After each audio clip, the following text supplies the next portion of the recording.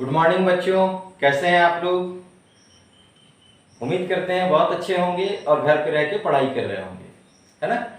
तो आज हम लोग लेकर आए हैं फ्रेंच रेवोल्यूशन का पार्ट 2। तो याद होगा आपको कि फर्स्ट पार्ट में हम लोगों ने कहाँ पे छोड़ दिया था, गिव अप कर दिया था।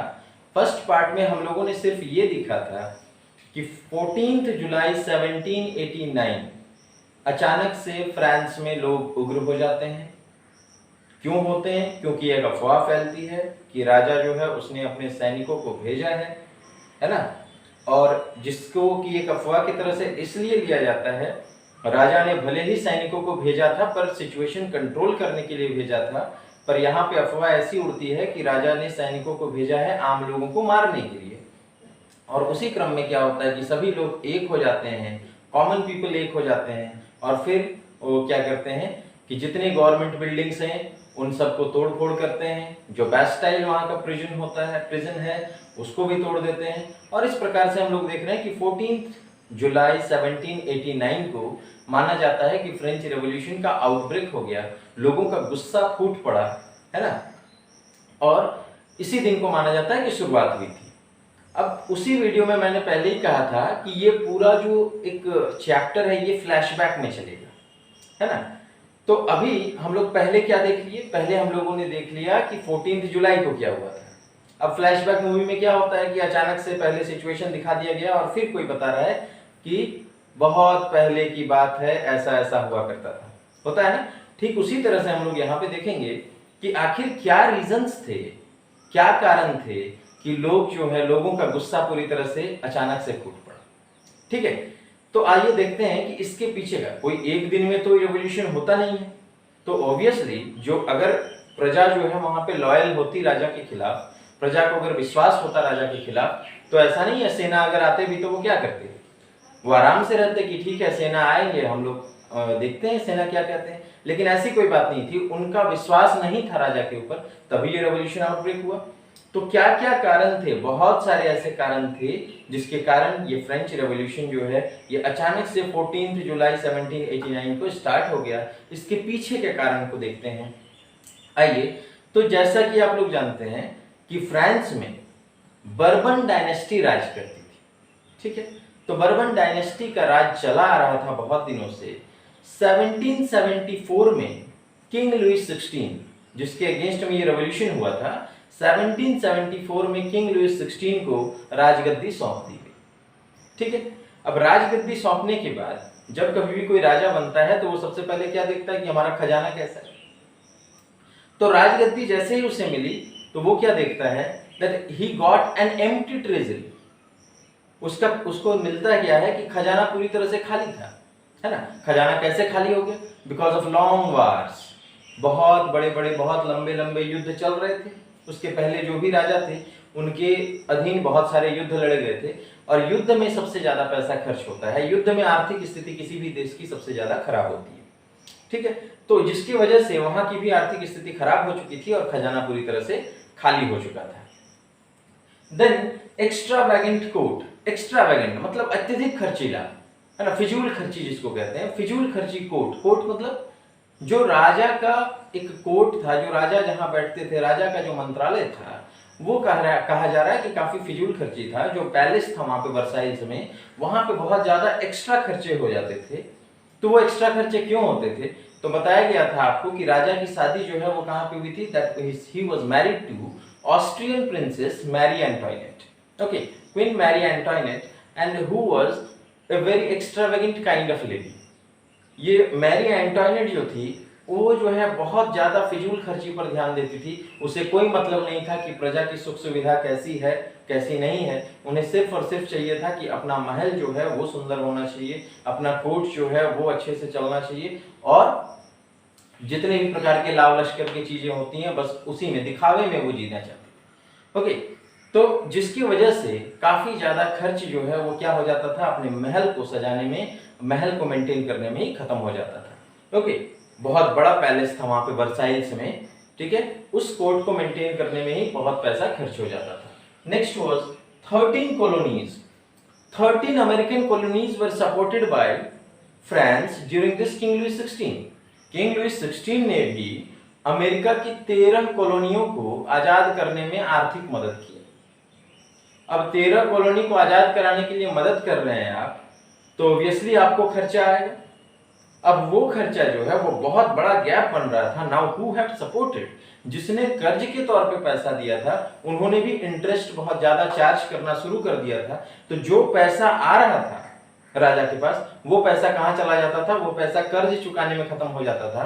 Now there was a problem. अब एक प्रॉब्लम स्टार्ट होता है कि कोर्ट कैसे मेंटेन करें, प्रजा को कैसे मेंटेन करें, आर्मी को कैसे मेंटेन करें, है ना, जुडिशियरी को कैसे मेंटेन करें। जितने भी काम होते हैं एक राजपाट को चलाने में, उसके लिए पैसा नहीं बच पा रहा था। Okay, so to meet the expenses, to maintain army, everyday expense को मेंटेन करना था, आर्मी को मेंटेन करना था, कोर्ट को मेंटेन करना था, और ये सब चीजों से, ये सब परेशानियों से कौन जूझ रहे थे? King Louis 16। एक तरफ हम लोग देखेंगे किंग लुइस 16 के सामने क्या क्या जो है मुश्किल आ पड़ी, और एक तरफ हम लोग देखेंगे कि इस कॉमन पीपल के सामने क्या क्या मुश्किल थी। ठीक है, तो किंग लुइस 16 के सामने जो मुश्किल थी वो उनकी अपनी बनाई हुई थी।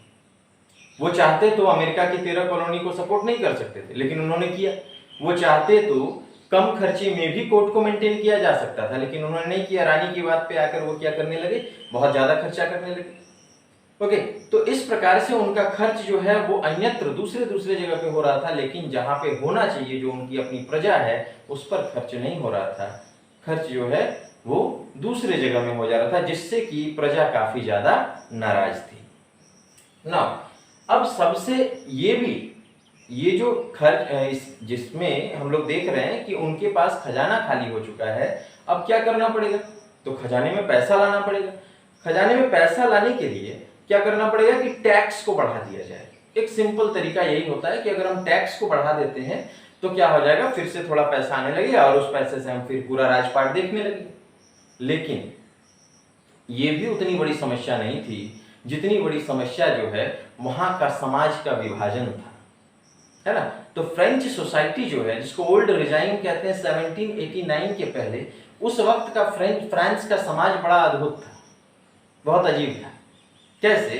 पूरा समाज जो है वो 3 टुकड़ों में बटा हुआ था, 3 स्टेट्स में बटा हुआ था। जैसे हम लोग देखते हैं भारत में भी बटा हुआ था, 4 वर्णों में बटे हुए थे ना, ब्राह्मण, क्षत्रिय, वैश्य, शूद्र।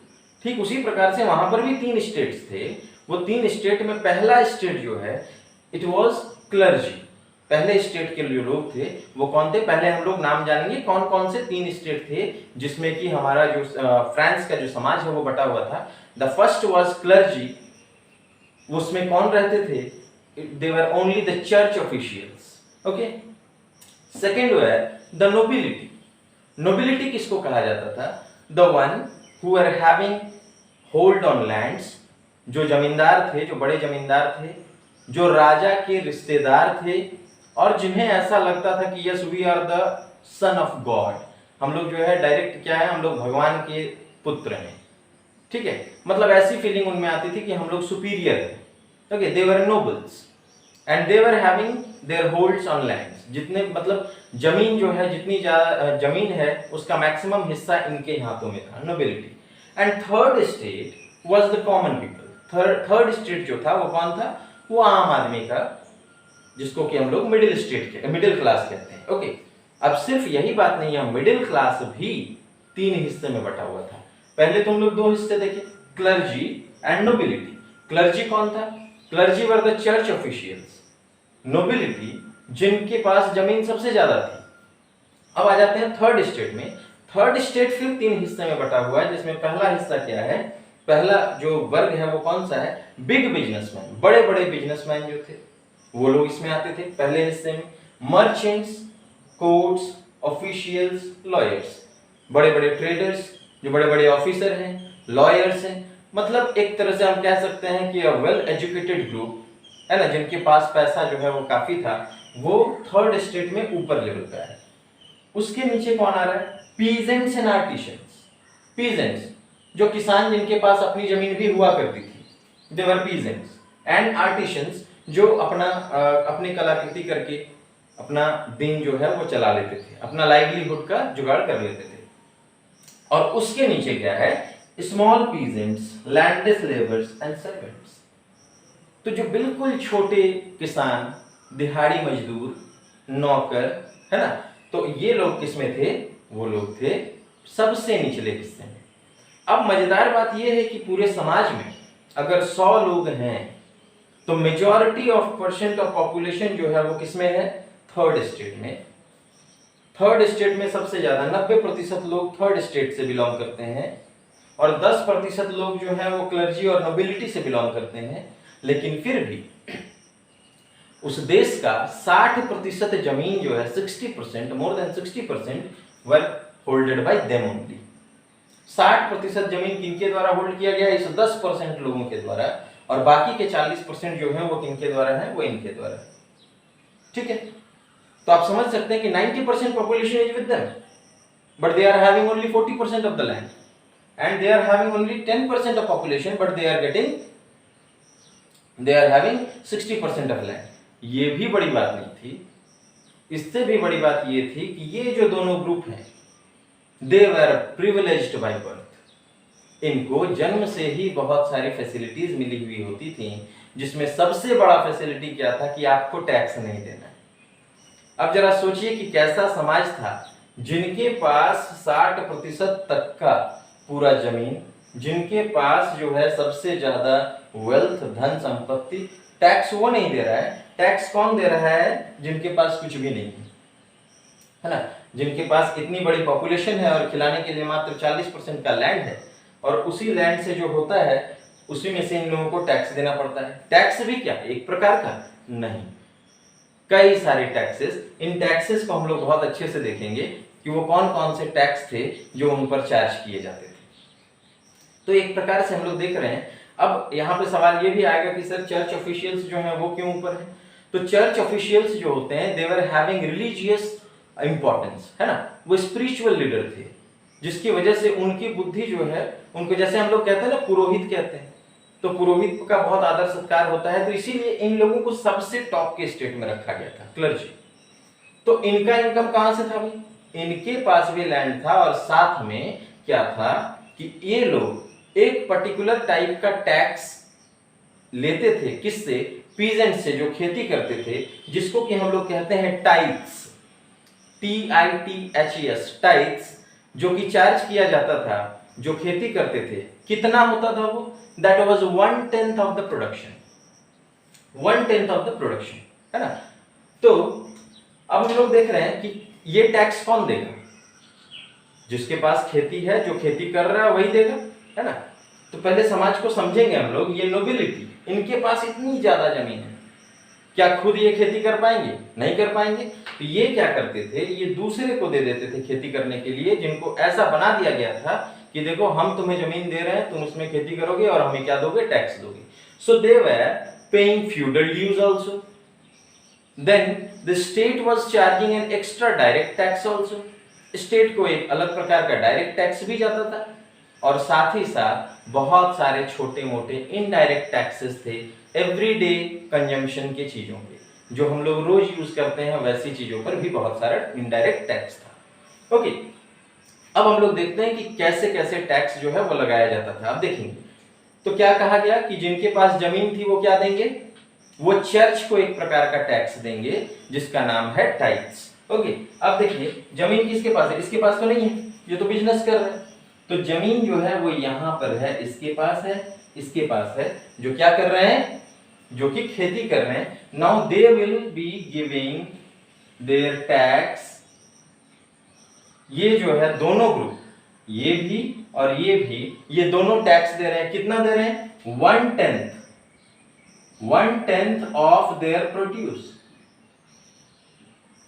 1/10 ऑफ प्रोड्यूस, 1/10 हिस्सा। मतलब अगर ऐसा हो रहा है कि 100 क्विंटल अगर चावल हो रहा है तो उसमें से 10 क्विंटल किसको जाना है? क्लर्जी को दे देना है पहले ही टैक्स के रूप में। ओके, ये हो गया पहला टैक्स जो ये लोग दे रहे थे। सेकंड, यही दोनों लोग, इन्हीं लोगों ने जमीन ली थी नोबिलिटी से। तो दूसरा जो फ्यूडल ड्यूज है वो भी कौन दे रहा है? वो भी यही दोनों लोग दे रहे हैं। किसको? नोबिलिटी को। Okay, this kind of dues was known as feudal dues. इसको क्या कहा जाता था? यही लोग देते थे। क्या? Feudal dues. जमीन के बदले जो है एक टैक्स जो नोबल्स को जाता था। दूसरा टैक्स भी किसने दिया? इन्हीं लोगों ने दिया। देन अ डायरेक्ट टैक्स, इसका नाम था tithes, TITHES, tithes. Okay, this was known as feudal dues. ये दोनों जो नोबल्स को देते थे उसको हम लोग कहते थे फ्यूडल ड्यूज। एंड फिर ये तीनों, ये थर्ड स्टेट जो है, ये तीनों मिलके एक डायरेक्ट टैक्स देता था। किसको? Direct tax to government, that was taille. इसको क्या कहा जाता था? टाइल। तो अब आप देख सकते हैं कि यही तीनों यहां पे सबसे पढ़े लिखे वर्ग के लोग हैं, बड़े बड़े बिजनेसमैन हैं, किसान हैं, आर्टिशंस हैं, छोटे मोटे किसान हैं, लैंडलेस लेबर्स हैं, सर्वेंट्स हैं। तो मैक्सिमम मेजॉरिटी ऑफ पॉपुलेशन यहाँ पे है, लेकिन इनके पास संपत्ति बहुत कम, और लेकिन टैक्स कौन दे रहा है? पूरी तरह से टैक्स यही दे रहा है। अब सिचुएशन को समझेंगे कि एक टैक्स यहाँ पे दिया जा रहा है और फिर से राजा क्या चाह रहा है कि हम क्या कर दें? टैक्स इंपोज कर दें। किन पे? थर्ड स्टेट पे। Why only third state? Because the clergy and the nobles, ये क्लर्जी और nobles, clergy the spiritual leaders and the nobles who were having much of land, who were very reputed, they were exempted from paying taxes. उनको tax नहीं देना होता था। they were privileged by birth. उनको birth से ही, जन्म से ही, मतलब सिर्फ नोबल खानदान, नोबल में या क्लर्जी में अगर सिर्फ जन्म हो गया तो मेरिट की कोई जरूरत नहीं है। हम क्या कर सकते हैं? हमको टैक्स नहीं देना पड़ेगा। ठीक है, ये स्पेशल चीज थी। तो ये क्या लोगों को नहीं खटकेगा? तो अभी नई प्रकार के टैक्स देने की बात हो रही थी। नया प्रकार का टैक्स जो है वो लगाने का सोच रहे थे कौन? King Louis 16। पहले ही बेचारे इतने दबे हुए थे, इनको क्या करना होता था? नोबल्स के घर में नौकरी करनी होती थी, नोबल्स के घर में काम करना होता था, आर्मी में सर्व करना होता था, सड़कें बनानी होती थी, और साथ में टैक्स भी पे करना होता था। ये लोग सिर्फ बैठे बैठे क्या करते थे? मजे करते थे। Okay, now struggle to survive. अब किस प्रकार से स्ट्रगल हो रहा है ये देखेंगे। 1715 में, मींस इन 1715 पूरे फ्रांस की जो पॉपुलेशन थी वो था 23 मिलियन, और अचानक से ये 1789 पे हो जाता है 28 million. So there was a huge difference in the population, there was a huge increase in the population. जब पॉपुलेशन बढ़ रहा है तो खाने का डिमांड बढ़ेगा, है ना, फूड ग्रेन्स भी बढ़ेगा, बट ये फूड ग्रेन का डिमांड जो है उतना तेजी से पूरा नहीं हो पाया, है ना। उतनी तेजी से फूड ग्रेन जो है हम लोग प्रोड्यूस नहीं कर पाए, उतना ज्यादा प्रोड्यूस बढ़ाया नहीं जा सका। पॉपुलेशन बढ़ा, प्रोड्यूस नहीं बढ़ा। कारण याद रखेंगे, price of bread rose rapidly.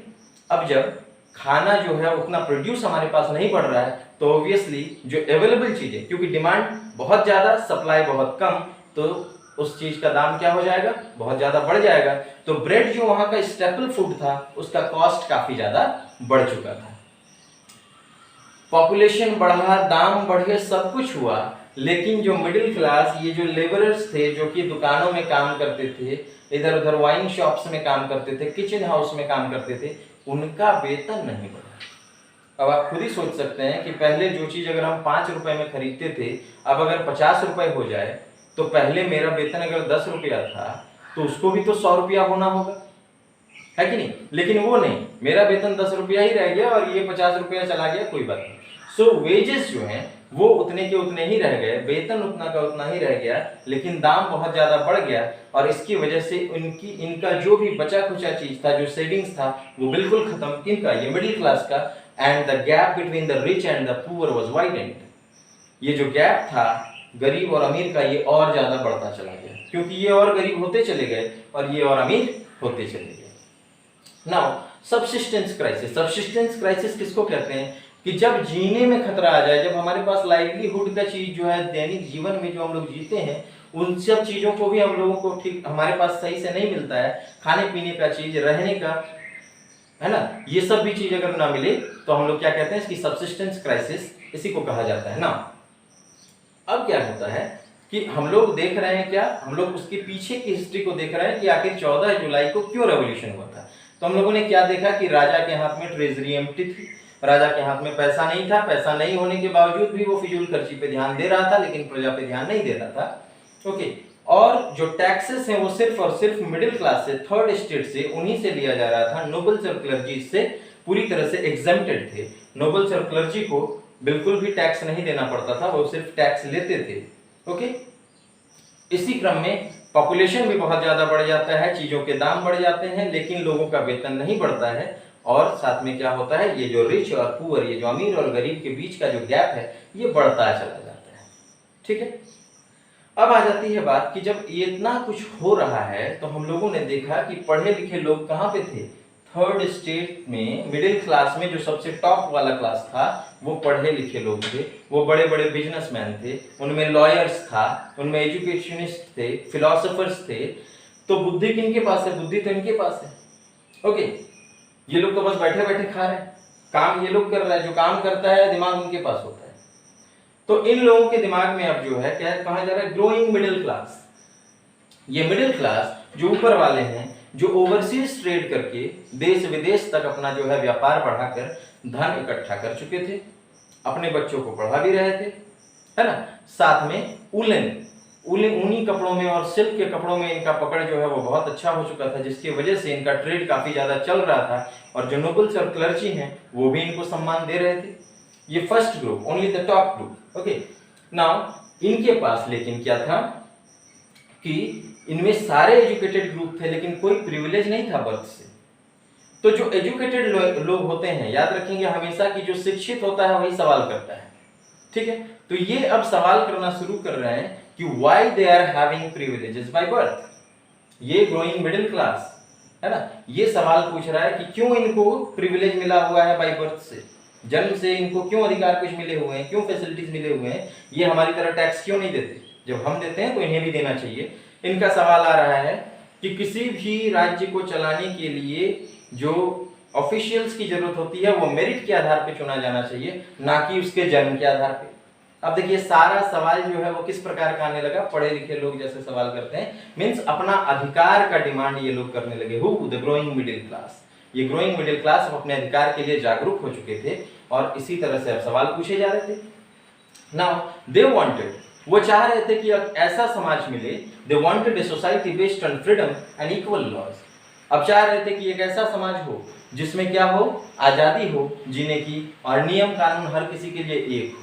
ठीक है, मतलब कि अगर हम लोग टैक्स दे रहे हैं तो वो लोग भी टैक्स दे। इसी बीच में बहुत सारे फिलोसोफर्स जो हैं वो भी फ्रांस में, उनका भी दबदबा बढ़ा। कुछ फिलोसोफर्स के नाम ऐसे हैं, जॉन लॉक एंड रूसो, है ना।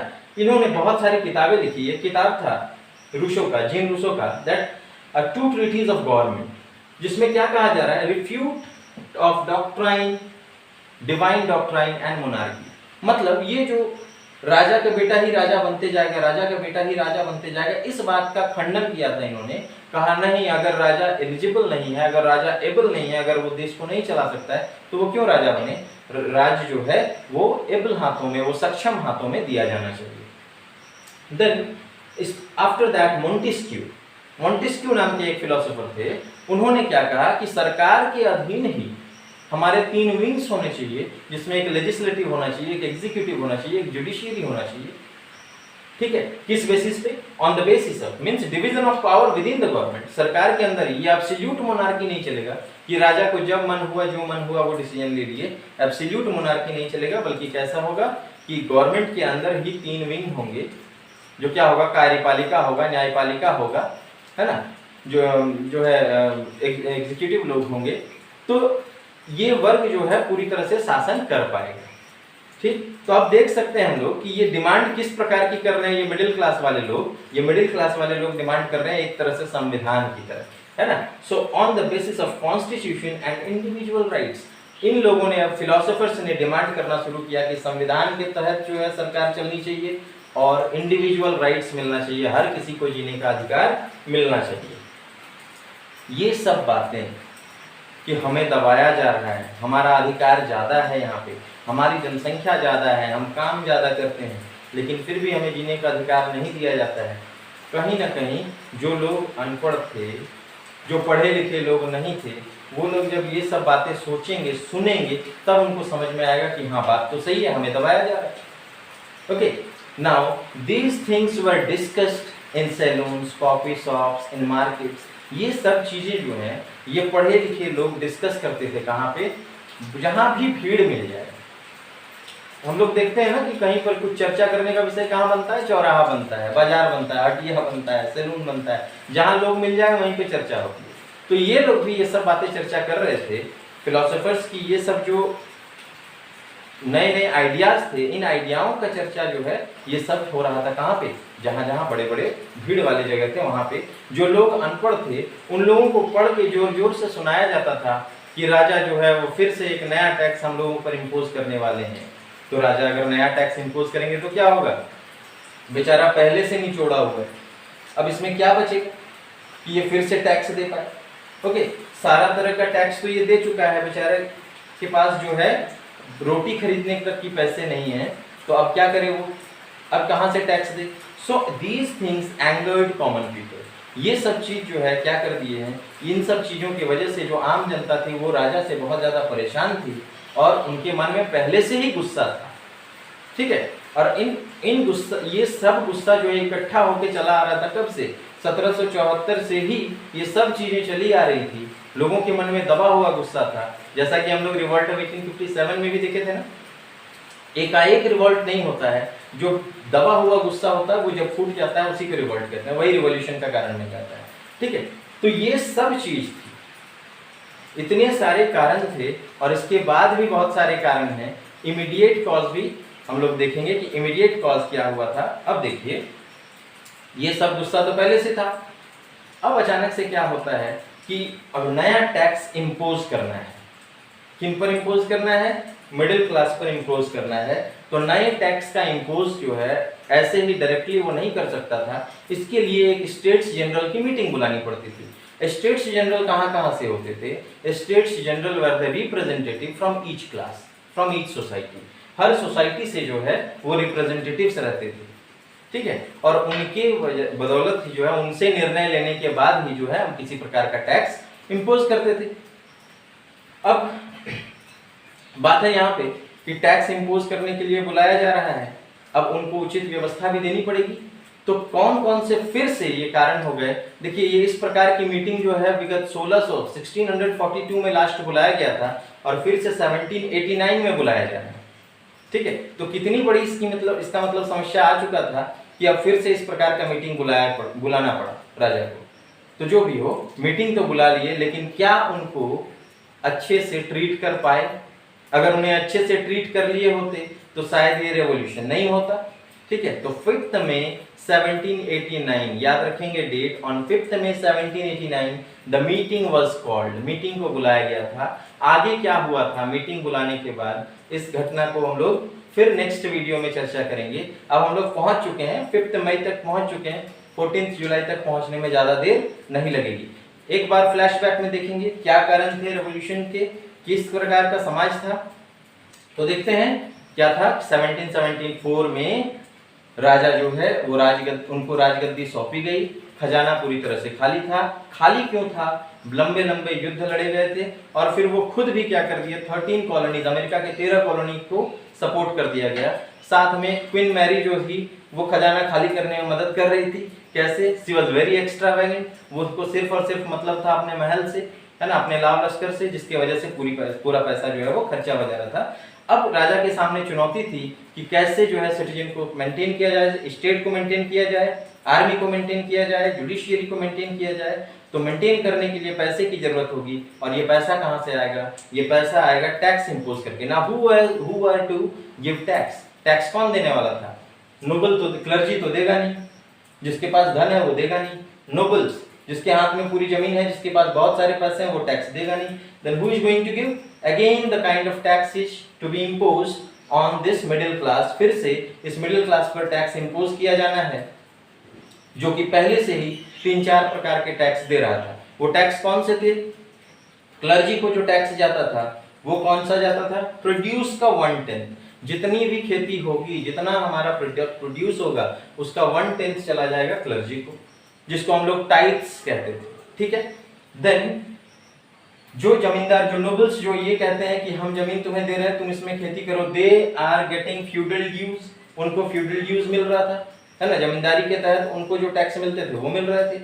ये तीनों क्लास मिलकर, ऑल्दो यहाँ पे सब पढ़े लिखे लोग ज्यादा हैं, ये तीनों क्लास मिलकर एक टैक्स दे रहा है, डायरेक्ट टैक्स, जिसको कि क्या कहा जा रहा है, टाइल कहा जा रहा है, जो सीधे स्टेट को जा रहा है। और इसके बावजूद एक चौथा प्रकार, इनडायरेक्ट टैक्स तो थे ही, टोबैको पे था, सॉल्ट पे था, कैपिटेशन टैक्स था, छोटे मोटे इनडायरेक्ट टैक्स बहुत सारे थे, इसके बावजूद फिर से एक नया टैक्स इम्पोज किया जाने वाला था किस पर, इसी मिडिल क्लास पर।